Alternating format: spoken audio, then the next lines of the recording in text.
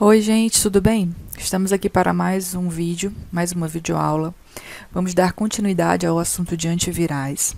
Na verdade, agora a gente vai entrar na farmacologia dos antivirais.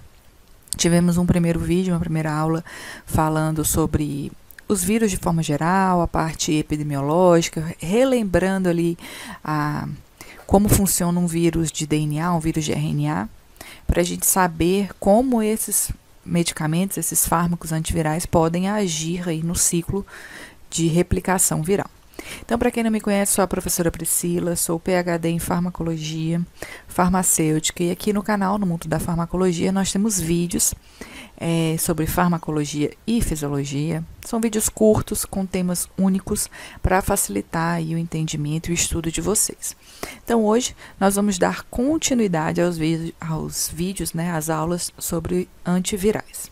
Então, vamos lá. A gente vai começar a falar dos fármacos antiherpéticos, aqueles que agem no vírus da herpes. Então, o vírus da herpes é um conjunto de vírus aí que causam variadas afecções no nosso corpo, Então, está incluso aí entre os vírus da herpes, ou os herpes vírus, o vírus da herpes simples, que é o mais conhecido, é a herpes 1 e 2. A herpes 1 é aquele que causa acometimentos na boca, que é o mais que a gente consegue visualizar, mas pode acometer aí a face, o esôfago, o cérebro. Nós temos o vírus da herpes 2, que acomete a genitália, o reto, pele, mãos e meninges. Esse é o vírus mais comum do herpes vírus, dos tipos herpes vírus. Mas também está incluso entre os herpes vírus a varicela zoster, o Epstein-Barr, o citamegalovírus e o vírus da herpes humana, que temos como mais importantes aí o 6, o 7 e o 8. Nós vamos dar ênfase ao vírus da herpes simples, porque é o mais comum, o que afeta mais pessoas e o que nós temos um tratamento aí. Então, o vírus da herpes simples, ele é um vírus que pode causar infecções ou lesões orais, e lesões genitais. A transmissão ocorre por secreções, ou seja, quando o vírus está ativo, ele causa essas infecções na pele, essas lesões na pele, e essas lesões, elas produzem substâncias, secreções, que vão ser transmitidas através da saliva, o líquido que sai dessas vesículas virais, Então, a transmissão ocorre por secreções, pelo contato íntimo, secreções vaginais, e pelo parto normal, quando a gente fala aí do vírus da herpes simples 2. Então, ele tem uma alta recorrência, é um vírus que causa uma reativação, então ele fica um tempo latente no seu corpo. O que diz é que muitas pessoas já foram infectadas por esse vírus, muitas vezes não sabe dessa infecção. Então, essas pessoas têm esse vírus latente e em situações como febre, estresse, radiações solares, muito tempo exposto ao sol, outros problemas que causem imunossupressão, esse vírus pode sair dessa fase latente e ter uma reativação. Nesse processo de reativação, ele vai causar aí as lesões na pele, ok? Então, as lesões que podem ser orais ou lesões íntimas, Então, ele é um vírus bastante comum. Aqui nós temos o tratamento para herpes vírus. Nós vamos falar de alguns tratamentos, certo? As uridinas é um tipo desse tratamento. Eles são análogos da timidina e são ativos contra um vírus de DNA, que é o caso do vírus da herpes vírus. Aqui a gente pode ver alguns tipos de uridinas. O que a gente pode perceber é que a uridina, como ela é um análogo da timina, que nós temos da timidina, a gente tem a molécula da timina e aqui a gente tem a molécula base das uridinas, tendo variações aí nesse grupamento R e nesse grupamento X. Então, a gente vê que elas são moléculas extremamente semelhantes, ou seja, elas agem aí por competição com a timina, Então, aqui a gente vê que o que varia nesses tipos de uridina, nós temos a hidroxiuridina, onde o R aqui, esse radical que na timina é um grupamento metila, aqui vai ser substituído por um iodo, na citarabina por um hidrogênio, na fluor desoxiuridina por um flúor e assim consecutivamente, certo? Somente aqui na amino-hidroxiuridina nós temos também o grupamento X sendo substituído por uma amina. Isso faz com que essa semelhança estrutural faz com que essa uridina haja no lugar da timina e altere aí a formação do DNA viral. Esse DNA viral vai ser produzido de forma defeituosa e não vai conseguir ter, então, a replicação do vírus a replicação do vírus, né? Então, aqui o mecanismo de ação, por exemplo, da hidroxiuridina, que tem o iodo aqui no lugar da metila, da timina. Vale lembrar que esse fármaco ele tem que entrar na célula, né? Lembrando que os vírus são micro-organismos intracelulares obrigatórios, ou seja, eles precisam estar dentro de uma célula para conseguir sobreviver, porque eles precisam do material genético, eles não têm metabolismo, né? Então eles precisam do material da célula para poder sobreviver. Então eles entram na célula e essa hidroxiuridina, elas têm uma atração pela timina quinase viral. Então, mesmo que ela entre numa célula que não esteja infectada, ela não vai sofrer ação nenhuma nessa célula, porque ela vai agir aí na timina quinase viral. Então, a timina quinase viral transforma essa hidroxiuridina em trifosfato de hidroxiuridina, né? Então, essa proteína aqui do vírus, a timina quinase viral, que vai transformar a hidroxiuridina em um fármaco aí ativo, na trifosfato de hidroxiuridina, que vai agir aí na DNA polimerase. Então, ela age na DNA polimerase, impedindo, então, que esse DNA viral seja, então, incorporado no DNA da célula. Então, o trifosfato de hidroxiuridina, ele é incorporado no DNA viral e ele vai acabar ou impedindo a formação de proteínas, né, impedindo que ocorra a replicação do DNA, ou mesmo que ocorra, essas proteínas vão estar defeituosas. Então, eu tenho proteínas virais defeituosas, o que vai atrapalhar o ciclo de vida aí desses vírus, né? Então, a hidroxiuridina, ela age aí por uma inibição competitiva da DNA polimerase, né? Então, se liga à DNA polimerase e impede aí que as proteínas virais sejam produzidas de forma normal, né? Que o ciclo de vida desses vírus consigam progredir. Então, nós temos aí o aciclovir, um outro exemplo bastante comum, bastante utilizado para herpes simples do tipo 1, né? Então, ele pode ser utilizado para citomegalovírus, vírus da herpes humano, tipo 6 também. O que vai diferenciar é a dosagem, né? Geralmente para o vírus da herpes 1, o labial, se usa 0,9 microgramas por ml, né? Então, é uma dosagem bem mais baixa. Para se usar para citomegalovírus ou o vírus da herpes humana, a dosagem ela é bem maior, de 20 microgramas. Não afeta as células humanas que não estão infectadas, da mesma forma das uridinas, e eles podem ser usados até 50 microgramas. Então, ele também é um análogo sintético da 2-desoxiguanosina, né? Então, ele tem uma atividade aí análoga à guanosina.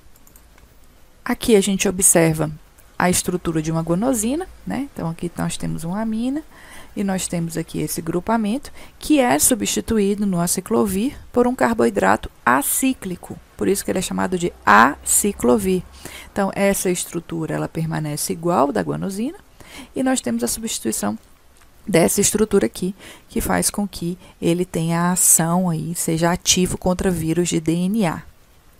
Então, o aciclovir ele é utilizado no início da terapia antiviral seletiva, ele é ativo contra o DNA vírus, né, e serve para o tratamento, na verdade, de todos os tipos de herpes, né, como eu já havia citado, mas ele é mais eficaz no tratamento da herpes simples, né, do herpes vírus 1 e 2. Também pode ser utilizado para o tratamento da varicela, assim como do citomegalovírus. O que vale é a concentração. Então, ele também não afeta células humanas que não estão infectadas, assim como as uridinas. A gente viu lá a uridina por causa da seletividade da enzima. E no vírus, no aciclovir, na verdade, é por causa da concentração. Então, a dosagem máxima para não afetar células humanas infectadas é de 50 microgramas. Acima dessa concentração, ele já pode aí afetar a DNA polimerase humana, né? Então, mas só é utilizado em concentrações mais altas para o tratamento do citomegalovírus, da varicela. No tratamento normal, para herpes tipo 1 e 2, a dosagem ela é bem baixa, que é onde ele é mais utilizado. Aqui nós temos o mecanismo de ação do aciclovir. A gente vê que o vírus da herpes simples, esse vírus penetra na célula, ele coloca o seu material genético dentro do núcleo dessa célula para utilizar aí o material humano, né, para se replicar. A gente tem a DNA polimerase do vírus fazendo então a polimerização, ou seja, a sintetização do vírus, do DNA viral. Daí então o que o aciclovir faz? Ele entra na célula, ele vai sofrer a ação da timidina quinase do herpes. Essa timidina quinase do herpes vai transformar o aciclovir em monofosfato de aciclovir, depois em difosfato de aciclovir e depois em trifosfato de aciclovir. O trifosfato de aciclovir, ele se liga à DNA polimerase do herpes, né? Então, ele não inibe diretamente a DNA polimerase, mas ele se incorpora à DNA polimerase, e o que acontece é que a polimerização dessas proteínas, desse DNA, desculpa, ela vai ser incompleta, porque essa DNA polimerase agora vai estar ligada ao trifosfato de aciclovir, impedindo que ocorra aí uma formação, uma polimerização desse DNA. Então, ele se liga à DNA polimerase do herpes e impede aí que esse DNA continue, né, que esse DNA continue a sua sintetização. Aqui nós temos os fármacos, né, o aciclovir, que é o que a gente está falando. A gente tem o valaciclovir, que a gente muda aqui somente alguma estrutura. Essa estrutura aqui, ela permanece em todos eles, né, podemos observar. Né? Então, aqui o aciclovir, a gente tem essa estrutura permanece. O que diferencia são as terminações que são alteradas. Então, no valaciclovir, no ganciclovir, que são utilizados para citomegalovírus, né, nós temos o penciclovir e o fanciclovir, com essas alterações estruturais, ok? Então, aqui a gente vai ver, por exemplo, o valaciclovir, ele é um análogo do aciclovir, ele tem a diferenciação aqui dessa estrutura L-valil de éster de aciclovir. Então, a gente viu aqui que essa estrutura é o que muda em relação ao aciclovir. Ele é convertido em aciclovir quando ele é ingerido, quando ele é metabolizado. Então, ele é um profármaco do aciclovir, tendo então o mesmo mecanismo de ação do aciclovir, né? Ele precisa ser ativado, né, e metabolizado para então ser transformado em aciclovir. Os efeitos adversos: náusea, diarreia e dor de cabeça. E atua contra herpes simples, varicela, citomegalovírus. Bom, outra possibilidade de tratamento da herpes é o foscarnet, que é um pirofosfato inorgânico, né? São duas moléculas aí de fosfato unidas. Ele inibe a DNA polimerase, se liga a essa DNA polimerase, impedindo sua ação. Ele também inibe RNA polimerase e a transcriptase reversa, podendo aí ser utilizado para HIV também. Ele não precisa ser fosforilado para iniciar a sua ação, né? Ele já vem fosforilado. Ele é bastante utilizado para resistência, pode causar resistência. Pode causar resistência, principalmente quando ocorre mutação no gene do DNA polimerase, certo? Não é que ele é usado para resistência, não. Ele pode causar resistência, então a pessoa que está utilizando pode causar resistência se ocorrer mutação do gene do DNA polimerase. Os efeitos adversos podem causar hipo e hipercalcemia e fosfatemia. E a venda dele é restrita, ou seja, o uso dele é somente hospitalar, certo? Outro fármaco é o formivircem. Ele é um oligonucleotídeo antissense, né? Então, a gente entra aí em um outro tipo de fármaco. Então, ele é, na verdade, um fragmento de DNA que vai se ligar aí ao DNA do vírus.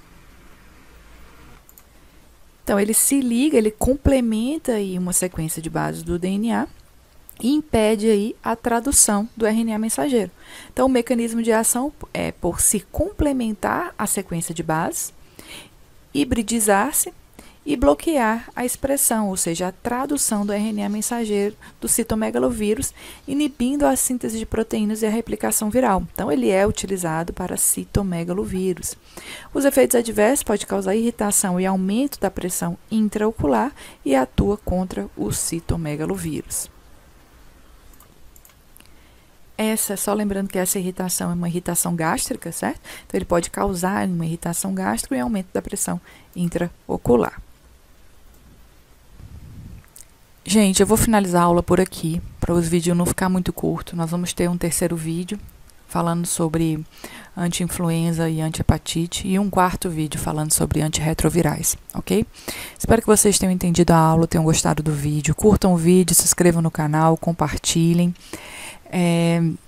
Qualquer dúvida pode entrar em contato comigo, deixem nos comentários, me mande e-mail, que assim que possível eu vou responder todo mundo. E eu espero que vocês tenham gostado e não deixem de assistir os vídeos iniciais, o primeiro e o segundo, e os outros para complementar o estudo, certo? O terceiro e o quarto.